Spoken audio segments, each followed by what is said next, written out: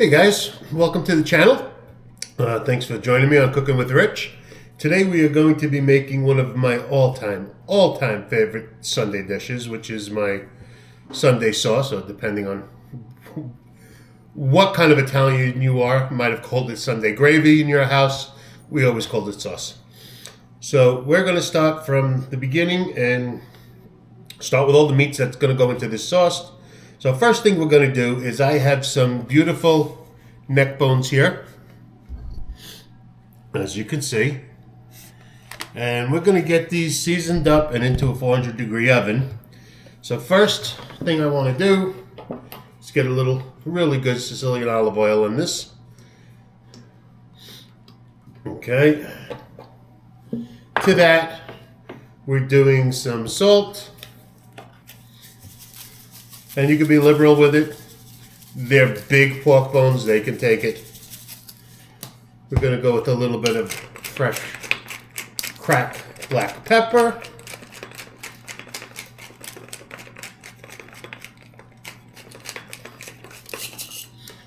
And I'm going to go with a little bit of garlic powder.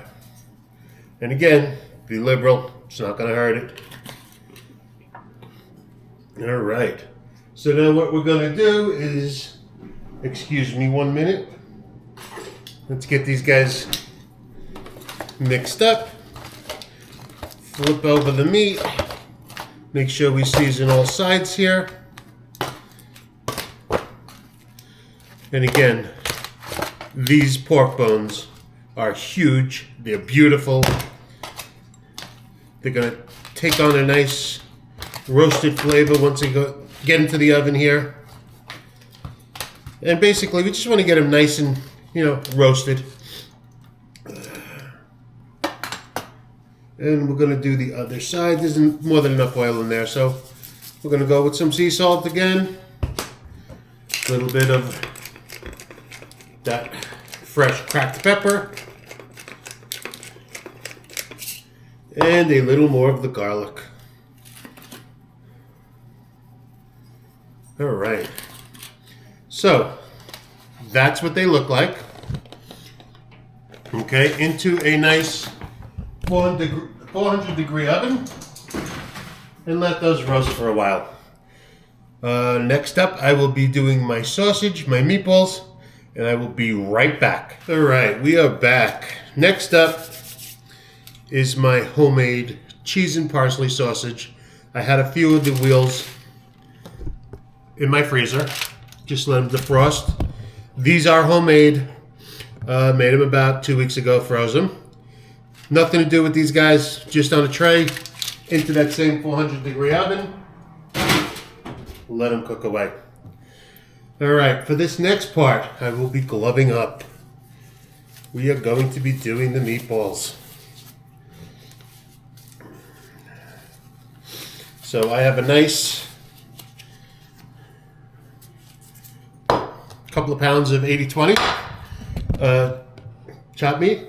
Into this, we are going to be adding 2 eggs,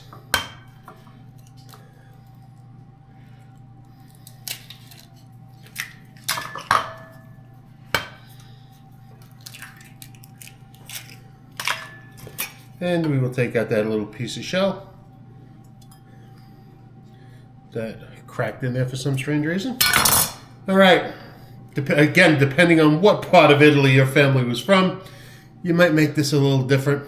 This is what I do. Love my meatballs. Maybe not for everybody. Again, critique it, do it the way you do it. I have a cup of grated Parmesan. I have about a cup of fresh parsley and fresh basil. That's going in. Had my 2 eggs in there. I have a nice cup of seasoned breadcrumb. I have some fresh minced garlic. And again, I'm a little liberal with that. And then I have a cup of ricotta cheese. That's going in. We are also going to do a little bit of fresh cracked pepper.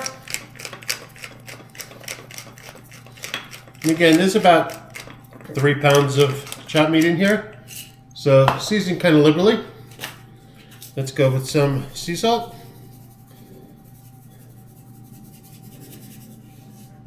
And I always like to put a little crushed red pepper. All right, I'm going to get to mixing and I will be right back. We just want to get this incorporated nicely.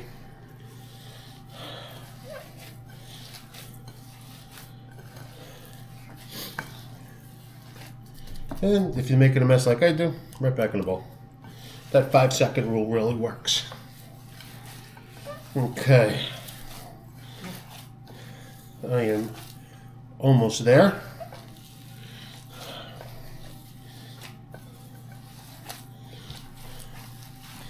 Alright, I also have a tinfoil tray which I love to cook in. So much easier to just cook your meat. Throw the tin away when you're done. No washing.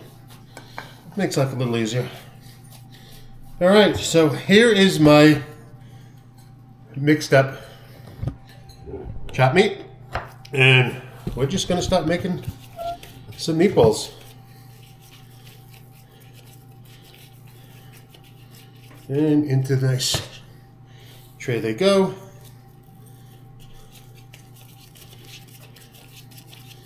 And again, you're going to see some of them are going to look a little white, and that's quite all right. They're all going to cook evenly. They're going to cook beautifully. And that's because we didn't overmix. We got enough that we mixed it enough that every meatball is going to have some of all those ingredients we put in.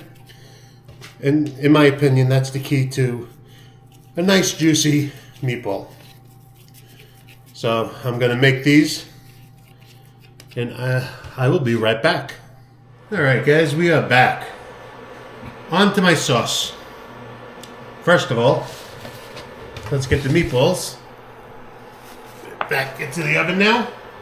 Same 400-degree oven.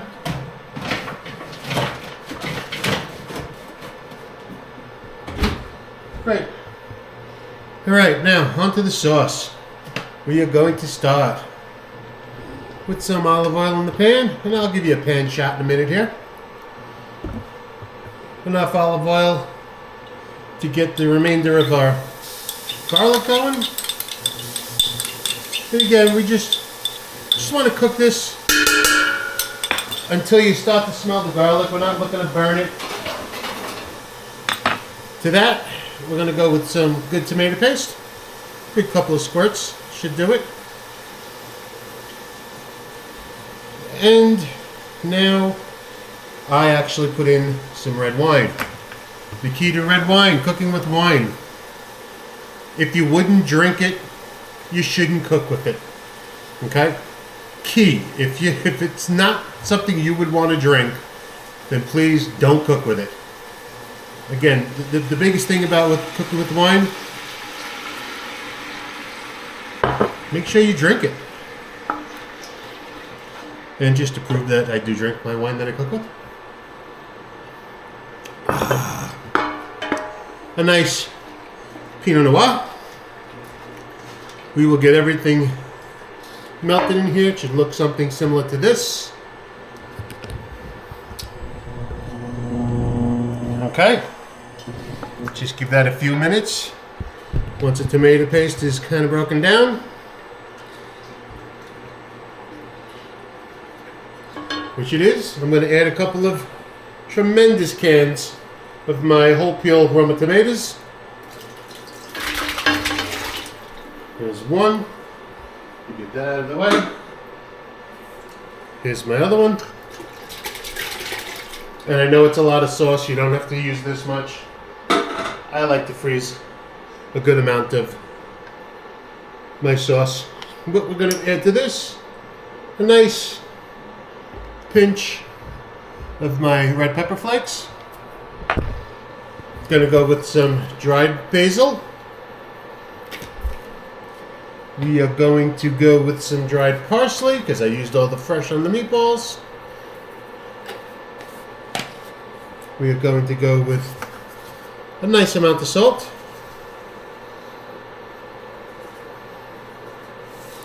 And a nice amount of fresh cracked black pepper.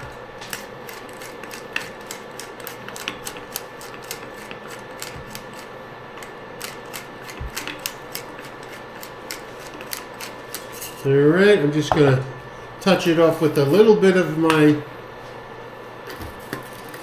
granulated garlic. And don't forget, we have the fresh chopped garlic in here. And one of the last things I use sugar. A little bit of sugar in the sauce, get that acidy taste. Some people add carrots, get the sweetness from the carrots. Does the same thing. I just like some sugar. Alright. We are going to mix this up. We're going to let this cook for a while.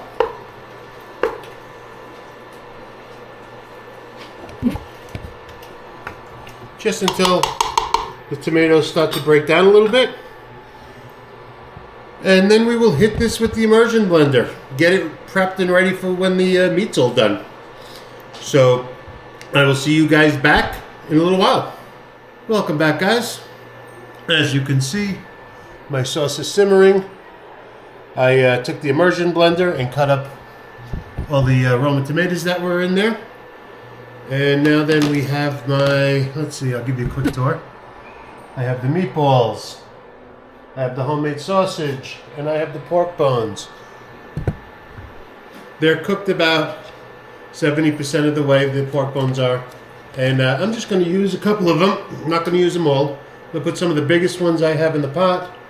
Really just looking to flavor this sauce. The rest I can just put, in the freezer for the next time.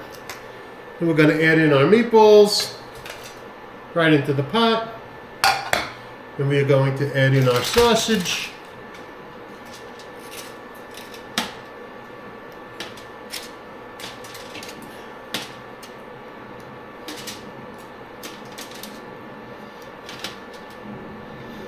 Okay.